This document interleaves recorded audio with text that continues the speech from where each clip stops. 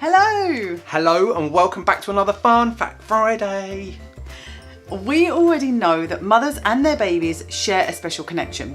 Week 120 showed how they can sync their heartbeats just by looking at each other. This week we're looking at how their brainwaves can sync too. Fun Fact Friday, week 132. Adults and babies can sync their brainwaves. So what is a brainwave? Nope, it's not a cartoon brain that says hello. Neurons are at the very root of all our thoughts, emotions and behaviours, and when they communicate, they fire electrical pulses. When this happens en masse, they produce brainwaves that can be picked up by sensors placed on the scalp. This is how the very first brainwaves were first recorded by Hans Berger in 1924. Brainwaves reflect the activity of millions of neurons passing information between different parts of the brain, and our brainwaves change depending on what we're doing and how we're feeling. They are measured in hertz, i.e. cycles per second, and vary from below 0.5 hertz all the way up to over 100 hertz. Studies in the past have shown us that when two adults' brainwaves are in synchrony during a conversation, it makes their communication far more successful. However, until 2017, we had no idea if the same could be said for infant-adult communication and what impact eye contact would have upon the results. Researchers at Cambridge University set out to explore this over two sets of experiments using electroencephalography, or EEG. And EEG measures the electrical activity of the brainwaves via electrodes that are worn in a skull cap by the participants. In the first experiment of 17 infants, they monitored the brainwave patterns of the infants whilst they watched a video of an adult singing nursery rhymes whose brainwave patterns had already been recorded. The adults sung with 3 different degrees of eye contact. The first was head-on, looking at the infant. The second was with the head turned and no eye contact. And the third was with the head turned, but with eye contact.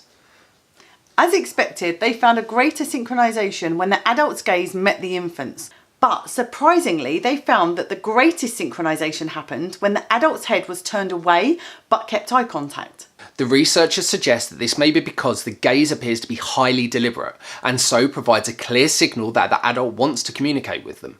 The second study of 19 infants was performed in the same way. However, this time the adult wasn't shown on a video but was live and in person. This time, the adult sang the nursery rhymes whilst looking directly at the infant or looking away, and the researchers were also able to see if the adult's brainwaves were being influenced by the infant. This study found that both the infant's and the adult's brainwaves became more synchronised with the others when mutual eye contact was established. The researchers also found that even when the adult averted their gaze, the infant still showed equal interest. They explained that this showed brainwave synchronisation isn't just due to seeing a face or finding something interesting, but is about an intention to communicate. They also found that the more an infant made an effort to communicate using vocalisations, the greater their synchrony with the adult when eye contact was made. The lead author, Victoria Long, said, "When the adult and infant are looking at each other, they are signalling their availability and intention to communicate with each other.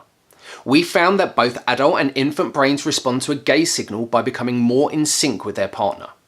This mechanism could prepare parents and babies to communicate by synchronising when to speak and when to listen, which would also make learning more effective."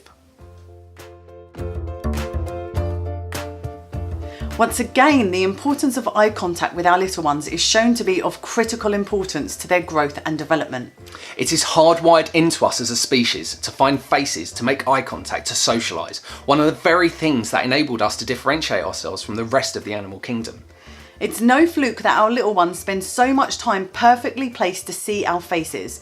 Think about the way we feed them, the way we carry them and hold them, and it's one of the reasons baby wearing is so beneficial. This study has shown us that baby babble should not be dismissed, and that they may be figuring out the mechanisms of conversation and preparing their foundations for good communication, a skill that is a fundamental necessity when it comes to a child's ability to learn. Thank you for joining us for another Fun Fact Friday. We need your help to plant more small acorns and reach more people. So please like, comment and share to show you care. And if you're on YouTube, please subscribe and get alerts for a new fun fact every Friday. We'll see you next week.